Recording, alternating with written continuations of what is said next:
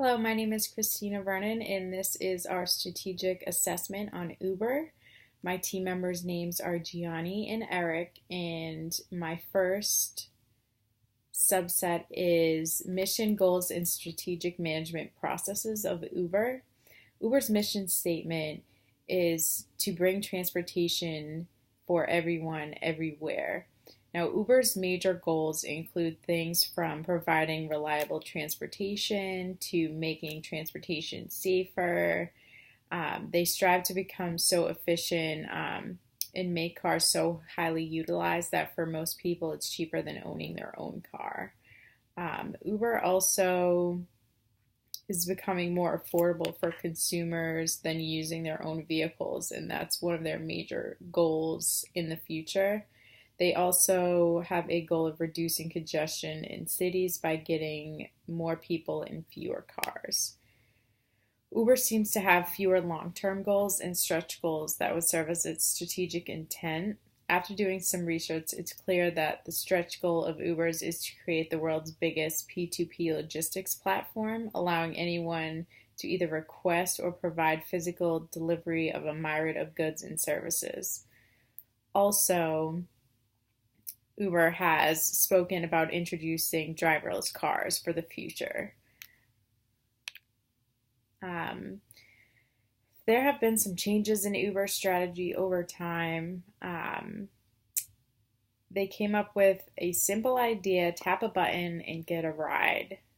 Uber started out as a company with a mission to become an easily accessible way for people to get where they need to go. With revolutionary technology and state-of-the-art engineers, Uber surpassed where they were headed and expanded their goals. From an easy and affordable ride system to an economically keen plan with the highest tech on the market, Uber has become one of the largest ride-sharing companies in the world. Since the company's start in 2009, their goals have vastly changed based on their extreme growth rate. Although Uber has some profit issues, they are still in first place in the industry, with goals that not only align with individual people but also with reducing congested cities and making positive impacts on the market globally. Overall, I would say this change resulted in a combination of both emergent and intended strategies that evolved from rapid growth and success.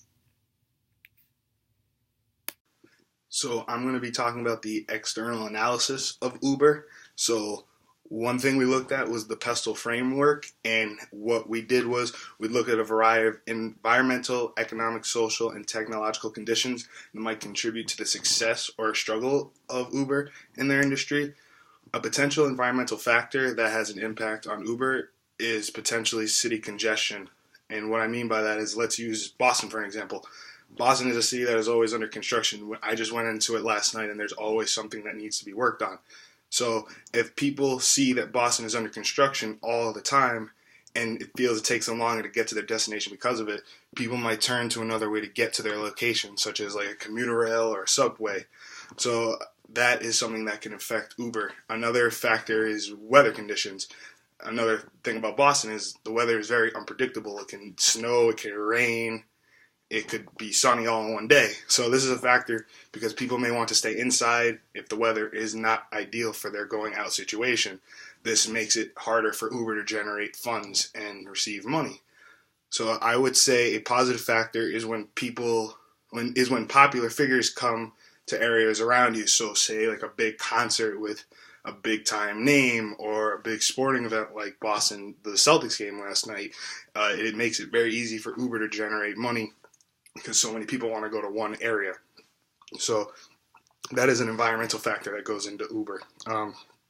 Now, we applied the 5 forces model to our industry. So quickly, the competitive rival we said was Lyft and Sidecar. The supplier power, Uber makes it very user-friendly for suppliers to pay for the ride. It is very easy to access and very easy to use. Buyer power, with the growth of Lyft in particular, the ability for prices to go down is not unthinkable. However, Uber being very, like I said, cash friendly towards its customers, it's hard to believe that prices would go down because that makes it harder to generate the amount of funds because you still need to create revenue. threat of substitution, things like Lyft, Ola Cabs, Grab, and Gojek are competitors, are companies that stem from the same concept as Uber. So it's not like they're the only one of its kind. And a threat of new entry, like I said, Lyft being a new popular app and all these other ones coming in, it's not impossible for a threat of a new entry to present itself and in a way compete with Uber. And what the five force model shows us is that Uber is in an industry that has many competitors. While filling this exercise out, it comes off as very repetitive, but in reality, it just has such a growing and popular concept that people are capitalizing off of it and trying to put their own style behind it. And as far as the dynamic part of it, we feel that the industry in which Uber is in is dynamic, and it is because of Uber. Uber put this type of business handling on the map. They base their prices off the time of the ride, the potential traffic, and all these other factors that go into the ride. Companies are trying to copy their way of thinking. So there are companies, though, like Lyft, who are growing and have even recently doubled its revenue over the previous years. So Uber does have some competition, but it's something they kind of generated and started. Hi, my name is Gianni Esposito, and I'm going to be talking about internal analysis, competitive advantage, and later on, social responsibility. First, internal analysis. Uber's core competencies are ease of use and convenience.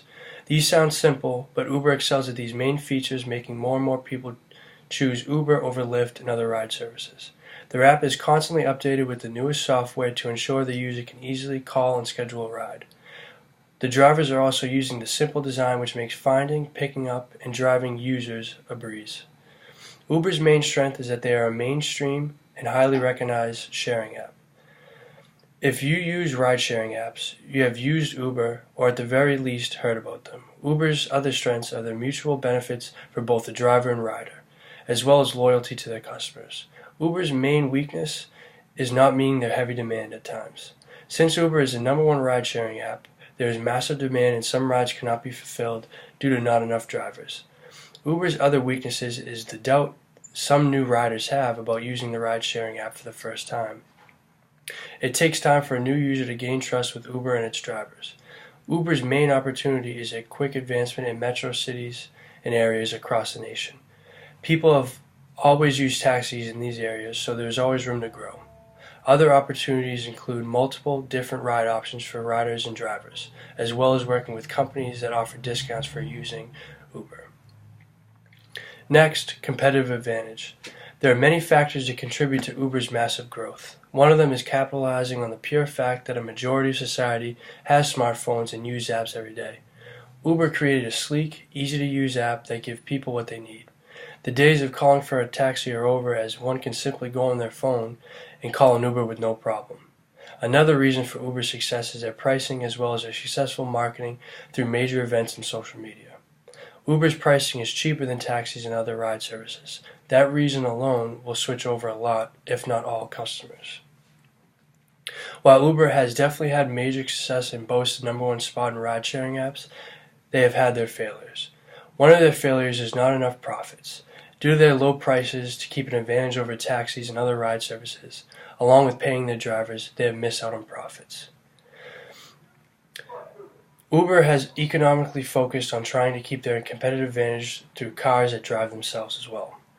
This will most definitely keep their competitive advantage over other ride services due to the pure fact they do not have to pay drivers.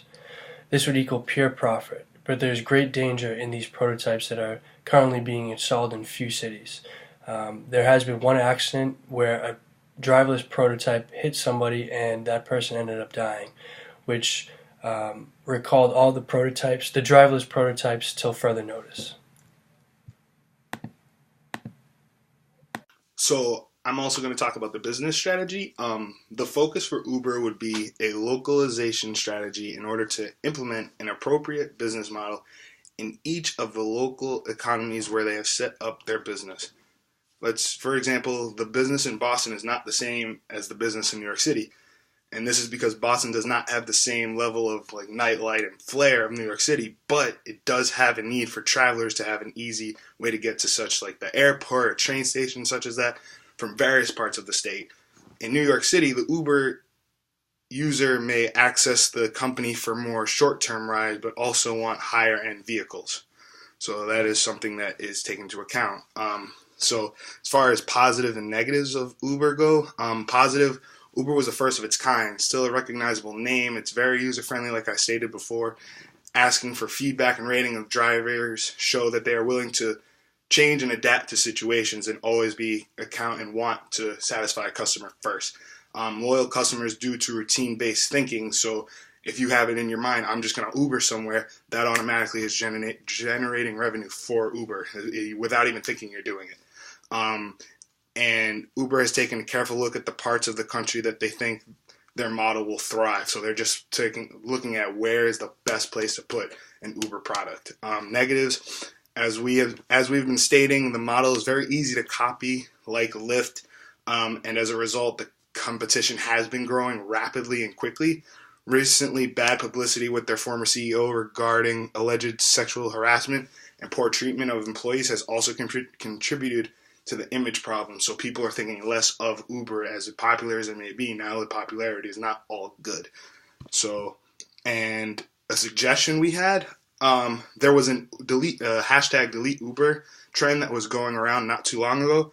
I would say what Uber should improve on is trying to separate itself from Lyft and stop trying to be like one another. Even though they were first, it's kind of time to separate itself. So the idea of having an Uber Plus where you can ride with other people that aren't riding with you is a good way to do that. My friend Thomas is someone who did that, and he said it was really cool, and he met people in each ride, and he said it adds a different flair. So that is something that I think Uber is working on and is really excelling in. For my next topic, I will be discussing Uber's global strategy. Uber operates in 78 countries in over 600 cities worldwide. The strategic decisions in a global marketplace have become increasingly complex. A global industry is one which competition crosses national borders. The strategic moves of a company in one country can be significantly affected by its competitive position in another. There are 4 types of global strategies, which include international strategy, localization strategy, global standardization, and transitional strategy. In my opinion, Uber seems to have a transitional global strategy. A transitional strategy is a strategy that seeks efficiencies of global operations with attention to local markets. It combines a high responsiveness with lowest cost of production involved to position itself in the global markets. Uber adjusts its prices, looks, and language for different markets. Uber is using a combination of localized strategy with global standardization strategy. Now, is this the best strategy for Uber to use? While Uber has had many issues arise in other countries, some have even banned Uber from operating in certain areas. Uber needs to gain a better grasp of each culture it enters into to maintain a high success rate in international waters. In my opinion, in order for Uber to become more successful globally, they need to implement a global standardization strategy. Whereas in the case of a global standardization strategy, it is a cost leadership strategy which is concerned with the organizations that bear high manufacturing skills. Thank you. And lastly, social responsibility. Uber, while extremely successful and used by millions, has not been socially responsible as of late. Uber was very supportive of President Trump's travel ban against certain immigrants. This created massive backlash for the company, resulting in a large mass of users deleting their accounts, as well as triggering a social media hashtag, Delete Uber, that went viral. This was an extremely big loss for Uber, which resulted in Uber backtracking by pledging $3 million to immigrant drivers that were connected to the travel ban. While this was the ultimate right move for the company and its driver, it was way too late and people did not forget their statements and actions. If I had to personally choose, I would not work for this company due to their statements regarding the travel ban and immigrants. We all know someone who is an immigrant in our country trying to live the American dream. This was a major negative towards their company. And with that being said, I would put my feelings aside and I would invest in this firm. The reason why I say this, and I know it sounds contradicting, is because Uber has a bright future and can get big enough to buy out their rival Lyft, which would make them the sole proprietor of the ride-sharing market, equaling a massive payout for investors. I hope you enjoyed our presentation, and thank you.